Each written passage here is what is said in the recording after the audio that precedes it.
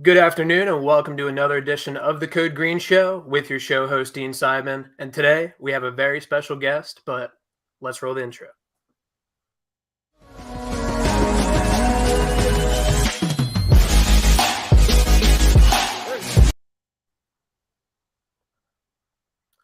Without further ado, let's introduce our special guest,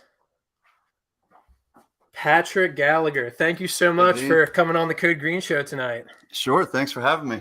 Of course. So, Patrick, tell the fans a little bit about yourself so we can get to know you a little bit. Born in Northeast Philly, 4-for-4 diehard Philadelphia sports fan, really lifelong Eagles fan, and moved over to Jersey 10, 15 years ago, and still go to the games and don't miss an Eagles game any Sunday. That's what we love to hear. On the Code Green Show, we only have diehard fans, super fans like yourself, so thought you would be a great special guest. Let's talk about your fandom a little bit more. So I know you're an Eagles season ticket holder, but where did that fandom actually begin? I think it really begins at home with family. My dad watches every Philly sports game he can get his hands on. I'm the youngest of five, my older brothers and sisters. 1 o'clock Sunday afternoon is it's sacred time where you don't really miss a beat when you're have the Eagles on, everything else pauses. Definitely. Yeah, I would agree myself. My fandom, very similar. Started with my grandfather, who previously lived in Marlton, and I would always go to his house on Sundays and watch those games. I played football for a really long time, starting with Medford Township Youth Football. And, just being able to watch some of the players on the Philadelphia Eagles while I was still a young player, learning all the positions and stuff like that was really cool. And I would like to be a season ticket holder at some point one day. So I definitely think that's really cool. Yep. Yeah. And I'm 40, believe it or not. And growing up, the Randall days and Reggie and Seth and that whole defense really started to make you love the game. Just, Randall scrambling, the defense being one of the best ever. So yeah, absolutely. So starting out for me, I was watching, Donovan McNabb, Brian Westbrook, T.O., Brian Dawkins, Jeremiah Trotter, guys like that. So it's really cool how you're able to name some of the guys that you watched when you first started out, and those were some of the guys that I started watching when I first started becoming an Eagles fan. So first day of free agency, not as hectic as I would have thought, but very, very cool to have a former Camden, Philadelphia native back in Midnight Green. His name is Haason Reddick. He actually went to Temple as well. So a very Philly guy, Camden, South Jersey guy that we have back, playing for the Philadelphia Eagles. What are your thoughts on this move? I'm actually a huge fan of it. I love the move. I think one of the things we need the most is a pass rusher, and it really has rippling effects throughout the defense. You look at 2017, Fletcher Cox probably at his dominance, but and Malcolm Jenkins, you need a great player at every position, every level to really help the other players look even better. So I think Reddick has that potential. I'd like to see them still get another top-end pass rusher. But I love the signing. I think it's exactly the type of guy we need to get in here. Absolutely. Yeah, I saw Reddick's production initially when he got drafted. So I was actually at the draft that he got drafted. It was in Philadelphia. And a lot of the guys were saying, oh, he's a Temple guy. He's from South Jersey. He's from like Camden or whatever. I was really happy to see him go to the Arizona Cardinals, but that was short-lived. They saw that he had talent, and then when he became a free agent or when he got traded to Carolina, he was a huge part of that defense. They have a very young defense over there with Jeremy Chin, Brian Burns, and then Haason Reddick. So now that we have him now, it's really cool to see how this pass rush, will be affected by it because I have a fact for you. We were actually second to last in the league last year in terms of sacks. Yeah. So that was very concerning. And I think that could be attributed to, the loss of Brandon Graham for the full season. So I'm thinking this year with Haason and his, position versatility, Brandon Graham coming back healthy, and even Josh Sweat and maybe another rookie in the mix, this could be a very mean pass rush. And even if you look at the interior with Fletcher Cox and Javon Hargrave, it's going to be very hard for opposing quarterbacks. I sure hope so. I think the key is another, 3-down defensive end stud would be what would make me really happy. And Gannon, you hear so many things about Gannon. You hear the fans maybe not being in his camp, but you hear he's getting head coaching jobs. Yeah. I want to see how good he does with talent. I think he, made ends meet just like Jim Schwartz was doing with who he had to put on the field and put together. So I'm excited for what's to come, both the rest of this offseason, but what the defense looks like on the field. Yeah, absolutely. And I absolutely agree with what you were saying about Jonathan Gannon not having too much to work with. And I think even a piece like Hassan Reddick gives the defense a little bit more versatility that they might have been looking for. And it's no secret that Derek Barnett's not going to come back. I mean, besides the Super Bowl run, he's been very inconsistent, and I don't see him coming back, for the Philadelphia Eagles at all. That's no secret to anybody. As far as other positions of need on the defensive side of the ball, where do you think the Eagles can improve? I mean, you can always improve at linebacker, but I know Reddick kind of checks a box there. I think safety is really where you got to look. I mean, you have your Brian Dawkinses, your Malcolm Jenkins. Rodney McLeod was decent, but I think that's, Anthony Harris, I don't think really worked out for us this past year. I would agree. And I think safety is really at the top of the wish list. And linebacker, we can always use more focus there. Definitely, yeah. So safety, I 100% agree with. I do agree with linebacker as well. So if you look at some of the free agents out there, yeah, you could improve with safety. But I'm looking at this safety draft class, and a couple names that come to mind. Kyle Hamilton from Notre Dame. I don't know if he will drop down to our pick exactly, but if there's some way that you could acquire a guy of that caliber, he's somebody that could play.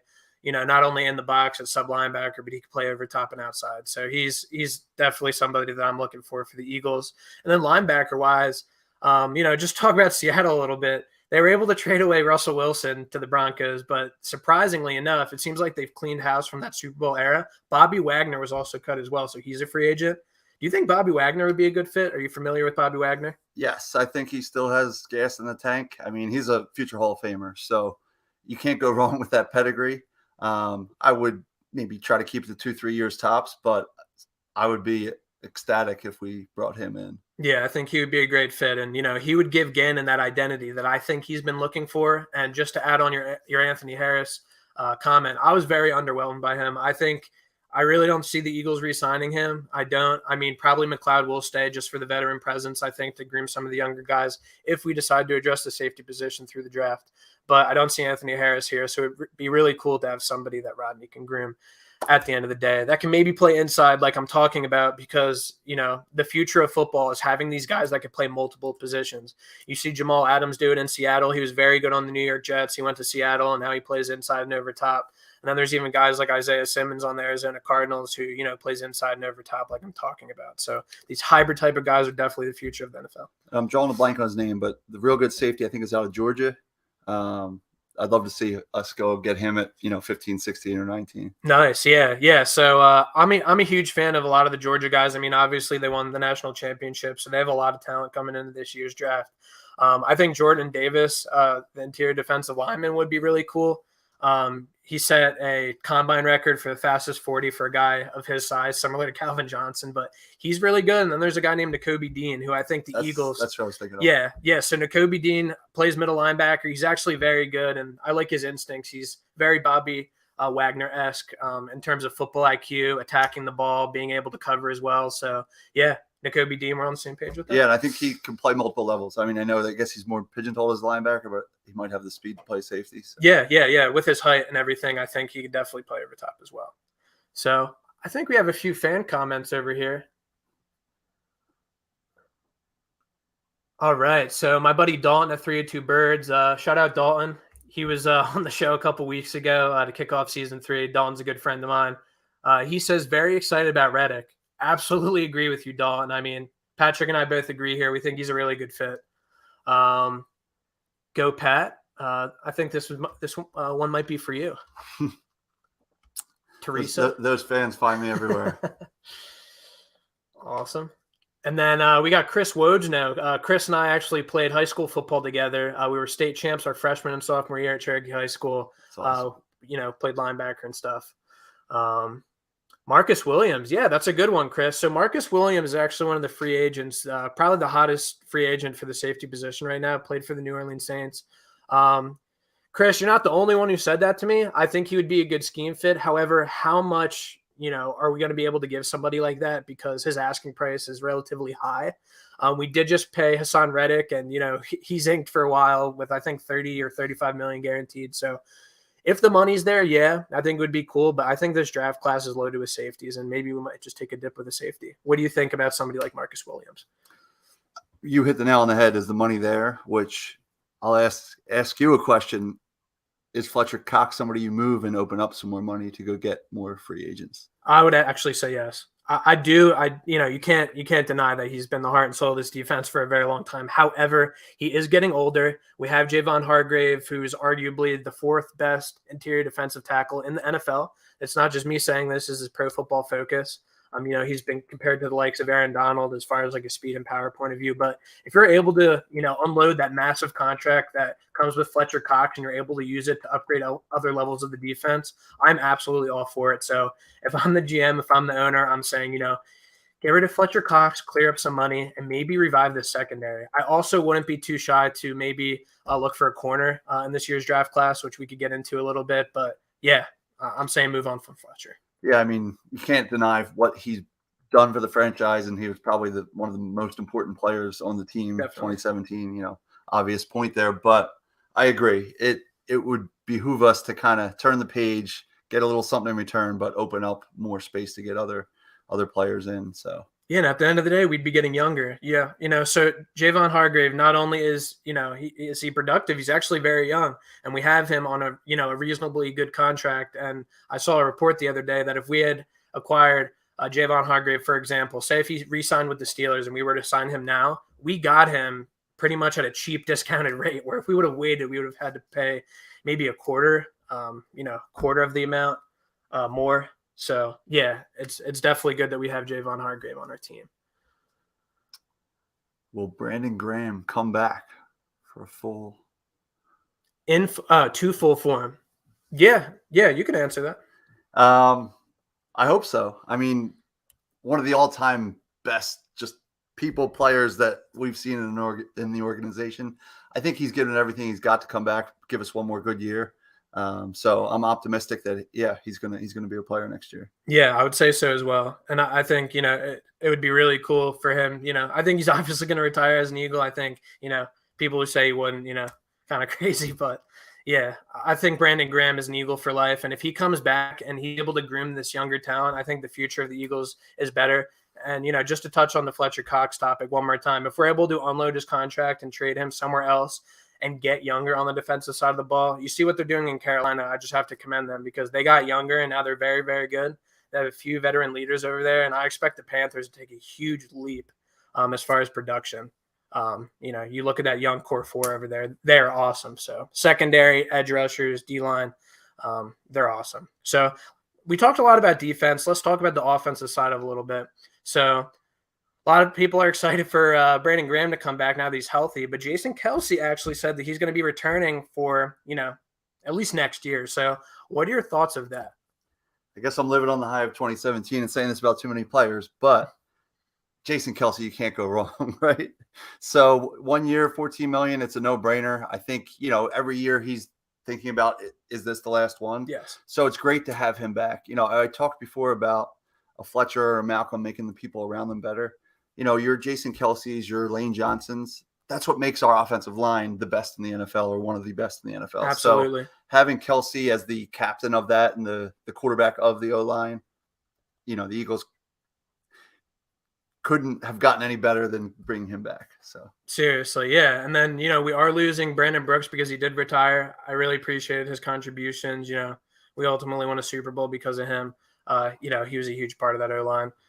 I like how you mentioned Lane Johnson, but somebody like that I would like to mention is Landon Dickerson, who's going into his second year out of Alabama. He's expected to immediately plug and play and be a starter on this offensive line. I don't know if he's going to plug in for Brandon Brooks, but I know that he's comfortable on the left side of the ball. And then we have a guy who I'm very, very happy about, Jordan Mailata. So Jordan Mailata was a risk however many years ago. I want to say like 2 or 3 years ago, but former rugby player from Australia, probably groomed by the best offensive line coach in the world, Jeff Stoutland. Yep. And then you look at the veteran leadership that he has, not Brooks anymore, but we still have Kelce and we still have Lane.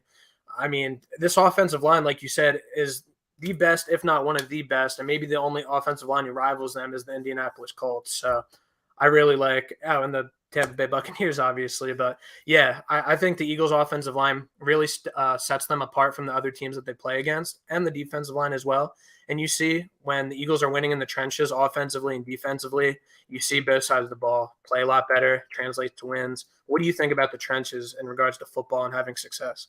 I mean, I think that's the reason our franchise has been one of the better run and record-wise in the past couple of decades, because we built from the inside out. Yes. So I don't want to see us draft a wide receiver in the first round, because the Detroit Lions are the last team to draft 3 wide receivers in the first round 3 years in a row in the early 2000s. Yeah. They haven't exactly been the epitome of a model franchise. For sure. I'd much rather see us always focus on the trenches and then add to it once you have that settled. I'm glad you brought up Mailata. Howie gets praised and criticized a lot. He does. I don't think they get enough credit for that pick, being a 7th round pick. Oh, yeah. They took a risk on him, and boy, did it pay off. So I know sometimes they're viewed as trying to be the smartest guys in the room. That they might have been on that one. Yeah, and if you look, I mean, it was a low risk, high reward draft pick. If you look at it, I mean, in his first couple starts, he didn't even allow a sack. And Pro Football Focus graded him as one of the highest ranked left tackles last year, probably top 10 if I had to guess. So Jordan Mailata, here to stay. I think he's a bright part of this Eagles offensive line moving forward. Say Kelsey retires in the future. You have Landon Dickerson with his positional versatility. He could even replace Kelsey if need be. But yeah, I mean, still Lane Johnson, who I'm really happy about. He's arguably the best right tackle in the league. And I'm going to agree with you again that if you're not established inside the trenches, you really can't expand on the outside. So, yeah.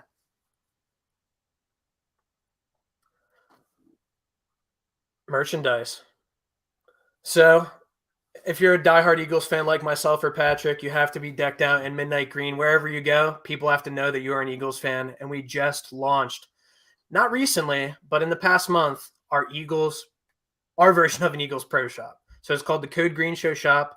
Currently, we have a sweatshirt and a long sleeve shirt.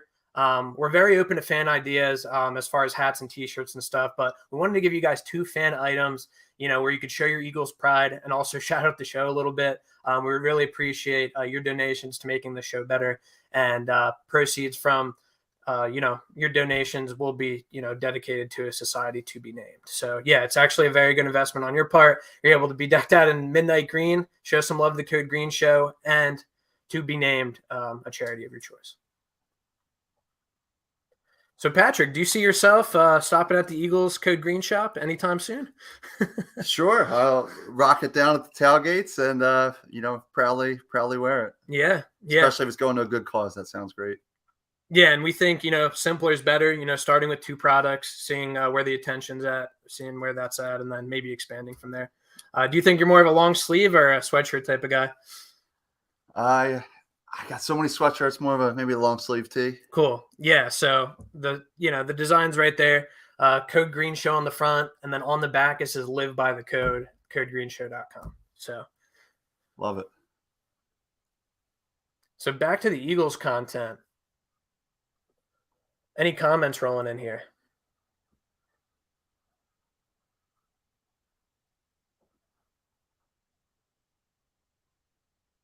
So we already addressed the Marcus Williams. Let's see who else has stopped by.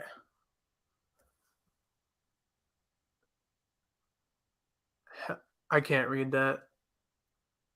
Tyler Linderbaum. Can you read that? Brian. Dickerson's the GOAT. How do you think the Eagles receiving core will form this year?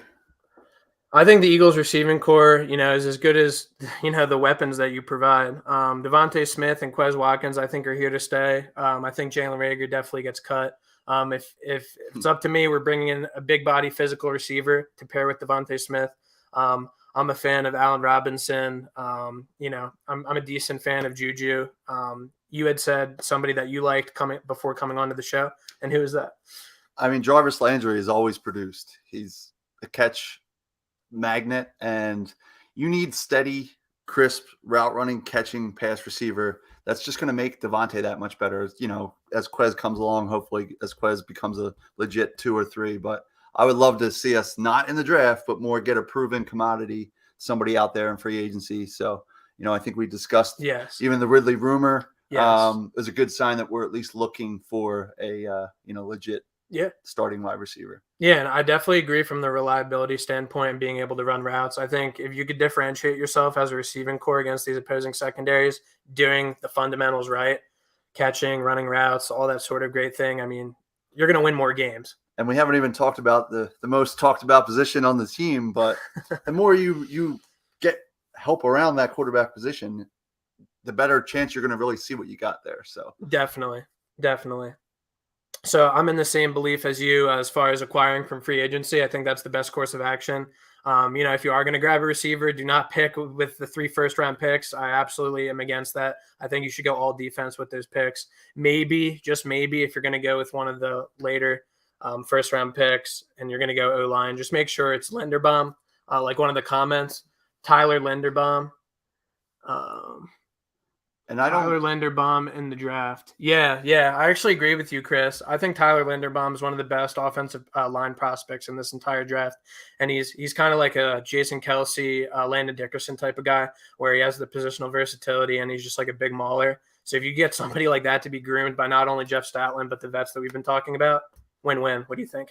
I hope Jeff Stoutland coaches forever for us. I think he's maybe the best assistant coach in the league. He's that important. Just because you see not just the big names in the top of the line, the starting linemen, but you see the depth starting to form behind them and guys that aren't falling flat on their face like a Winston Justice years ago. Yeah. Sorry, Winston. But they have depth now. So having them take a guy with talent can't go wrong, especially with that coaching staff. For sure. We have 2 more comments. Brandon Fisher, shout out my buddy Brandon Fisher. He actually works at Donkey's Cheesesteaks, arguably the best cheesesteak in South Jersey, Pat. So if you haven't been there, I highly recommend you check it out. I like mine with whiz, a little bit of onions and spicy ketchup. I don't know how you like your steaks. But... different type of cheesesteak, but one of the best for sure. For sure. Delicious. Biggest need in the draft is Brandon's question. I think we talked about this briefly, but I think you have to absolutely upgrade the defense. Abysmal defensive performance last year. I'm not the only one who thinks this. I think Patrick would agree as well. If we're able to upgrade on all cylinders defensively, I think we're in a very good spot next year. And Jonathan Gannon really made something out of nothing last year. So I agree. And draft-wise, I'd probably still say top-end pass rusher. Even though we got Riddick, I want another guy. Yes. And I don't see – I'm not alone in this, but I don't see us using all 3 picks in the first round. I think we either trade one of them back or to a future year, or one thing I might like to see is take those 3, maybe use them to package to get up in the top 10 and really get a top end pass rusher. Yes. And then you'll really have a defense we're excited about. Absolutely. Yeah. And I think about it all the time. If you're going to package these picks, you might as well move up for, a game changer, somebody who's a franchise guy. And the problem with keeping all 3 and drafting all 3 is let's hope they all hit. Yeah. Then in 3 years, you almost have a cap problem to try to pay all 3 guys. Yeah. So. That's why I think they'll end up moving. At least, they'll move one of the 3. Right. So, for example, we have our very first pick of the first round. If we're able to package the second and the third first round pick, and we're even able to move up a little bit higher, I think edge rusher would be the way to go. I think it's a very good edge rusher class, and if you're going to package those picks, it has to be for an edge rusher because I think you're really not going to get the value unless it's a guy like Kyle Hamilton, who I mentioned briefly earlier. He's NFL ready. He's very versatile. He could come in day one and be, a franchise game changer. So unless we're trading up for guys like Aiden Hutchinson, Kayvon Thibodeau, Kyle Hamilton, or maybe even Nakobe Dean, like me and you both like a lot, a linebacker, kind of just to set the tone. I'm all for that. But if we're going to trade a pick in order to get picks next year, why don't we trade one of our first round picks this year and get one from next year, and then maybe package that from another team, get a second round pick in return or something. That's just what I'm thinking. No, I like it. And Dean, I looked at a couple mock drafts, but Dean is somebody that very well may still be there at 15, 16, 19. So I would love to see that happen too. Absolutely. So just to wrap up the show a little bit, we're getting close a little bit here with time. Why don't you talk about your favorite Eagle of all time and why? That's a tough one. But I guess, like many, Brian Dawkins, I think he epitomized the passion that we all as fans have, when we're screaming our heads off, either in the stands or on TV, you actually felt like you got that out of not just how he acted pregame and, him coming through the tunnel, but how he acted on the field. Yes. And, he played with that tenacity and that, I'm going to play this play like it's my last. You pretty much saw that throughout his career. Yes. So I think that's how he won the hearts of Philly. And, he's the Chase Utleys, the Brian Dawkins of the world. They're all like a special Philly type guy, if that makes sense. Yeah. Brian Dawkins, likewise, he is my favorite player of all time too. I really like how he always played with his heart. And I remember watching as a kid, very young kid, he was my favorite player. And I always just wanted to put on a helmet. He made me want to, jump through the TV and play with him. So that's the kind of impression that Brian Dawkins has had on my life. And I'd love to meet him at some point. I've met a lot of Eagles legends and greats, but he's definitely at the top of my list. I would love to meet him. Had the pleasure of meeting Randall Cunningham a couple years ago at the Eagles home opener versus the Falcons, I believe 3 years ago or the year after the Super Bowl. Yep. So, yeah, that was really cool. So I've a signed Randall autograph jersey in my room. So that's nice. One of my favorite prized possessions. When you asked the question, Randall's up there, Reggie's up there, but I guess Dawkins is the answer. Yeah, absolutely. Yeah, so I would probably go – it's cool because we actually agree. I would probably go Brian Dawkins, then I would go Reggie White, and then third, a surprising one, probably a tie. I'd go Shady McCoy or Deshaun Jackson just because how much of an impact they had on my life and my childhood. Their big playability, Shady breaking ankles, Deshaun Jackson going for the deep ball. His Miracle at Meadowlands play is one of my favorite plays of all time. So, sure. I mean, you fans of those guys? I'm fans of them. Great careers. I mean, I think some of the off the field stuff douses their flame a little bit as far as their legacy and their, where they rank in the Philly fandom realm. But no, I love them as players, especially Shady. Shady was Barry Sanders-esque with some of his moves. The snowball is one of the greatest games I've ever been to, probably will ever be. Wow. What a great game to go to. Yeah, that game is just, you'll never match it probably. So Shady's always going to be a fan favorite for that one. Definitely. Yeah. So I think we have two more questions before we wrap up the show here. Do we take a shot at Deshaun Watson? So I'm actually, I'm going to unpack this question. You can give your thoughts. I think Deshaun Watson, when healthy, when playing, legals issue aside, one of the most promising young quarterbacks in the NFL. The question is, how much are they going to be asking for a player of that magnitude, and what would we be giving up? So if it's something like us giving up Hurts and maybe, a bevy of picks, a first-round pick or two, I'm all for it as long as we're not unloading our entire franchise in order to acquire him. I'll be honest with you, I'm not completely sold on Hurts. I think that he has the athletic ability, but at the end of the day, we really don't need the quarterback to run the ball. Sure, it's an added bonus, but you need to have a strong arm. You can't just stare down one receiver the entire time, which I saw a lot with Hurts throughout the course of the season. His decision-making needs to improve and just his overall quarterback play. So I'm completely fine with upgrading the quarterback position for a guy like Watson. I was actually a really huge fan of Watson before all this stuff started going on, but, if all this passes and it's for the right price, I'm totally for it. Like I said, I'm not sold on Hurts, but if he has a greater supporting cast, maybe Hurts will turn into that guy that we all maybe hope he will become. What do you think? Yeah, I mean, I wouldn't break the bank to go trade for Deshaun Watson. It's funny. Years ago, you gave quarterbacks 2-3 years before they even took the field sometimes. Nowadays, it's like we want a quarterback to be the man after 2 games, 10 games, 20 games. So I'm still okay with just seeing what we have another season with Hurts. If the price was right and the Watson off the field stuff is, okay, it's not, a distraction. Right. So, but I wouldn't overpay. I think the team as a whole, we talked a lot about defense, needs to get better first and foremost, and then worry about, if you have a good quarterback that isn't good enough and you need to be great, who knows what quarterbacks become available in 23 or 24. Yeah. So I'm willing to ride with Hurts and see if he can become great, if he can take that next giant leap. Definitely. Yeah. And I know the Eagles were obviously in the Russell Wilson sweepstakes. They were able to give up a decent amount for him, willing and able to, with the bevy of first round picks that we have. So yeah, quarterback position is definitely important. I think if you're able to sign that big body free agent that, I'm hoping that the Eagles can sign, I think you're giving Hurts, one more year to prove himself. But if that's not the case, I mean, you're trying to start to look for the future of the Eagles. And it's not even all Hurts. The guys around them have to, especially the young guys, need to keep getting better. Goddard, we just paid him a lot of money. He needs to stop dropping the ball. Yeah. So everybody around him producing more and more is going to help him look better. Just like we talked about, Fletcher or Malcolm Jenkins making the rest of the defense better. So I think Jaylen's been a little, he's got a great offensive line, but some of the skill guys haven't done him any favors in recent past. I would agree. I think the Jaylen Reagor pick is one of the most head-scratching picks of all time. You could add somebody like Justin Jefferson. Even years prior with the Arcega-Whiteside pick, you could add DK Metcalf. So I know those two guys, especially when they watch them play on other teams, Metcalf and Jefferson, haunt a lot of Eagles fans. So if you are going to take, a guy, I'm really hoping it's going to be in free agency. I really do, because you're getting that proven veteran presence in the locker room that can groom the younger guys. And, I think Rager's pretty much done. And I think Arcega-Whiteside's pretty much done. Yeah, I think JJ is definitely probably, not going to be back, especially if we've got somebody like Juju who can also block in addition to be a true target. But on the Reagor front, it's funny. Now you're hoping he could become at least what Aguilar was in the Super Bowl season, because Aguilar actually was a viable piece of that Super Bowl winning team. And he was. He brought, his best year was that year. You're just hoping if Reagor's still with us, you hope he can become that, which is, really the expectations have fallen. Yeah, for sure. So before we wrap up the show, I just want to talk about some of the corners in this year's draft class, because I think our secondary is sort of kind of abysmal.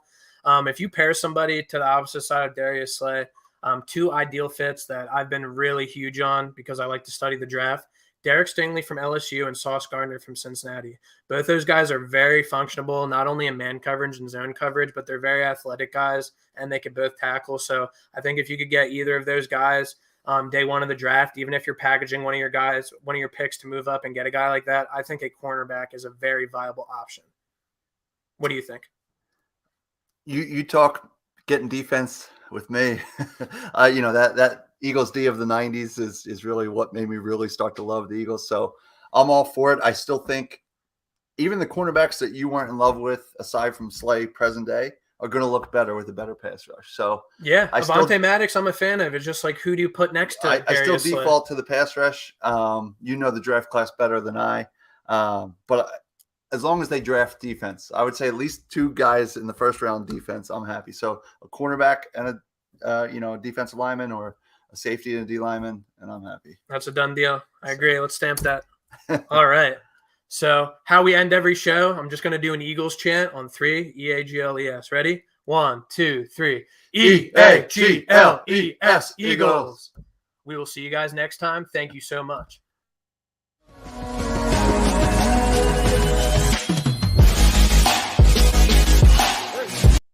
Hopefully I did all right. No, you did. No, you did great. You had a lot.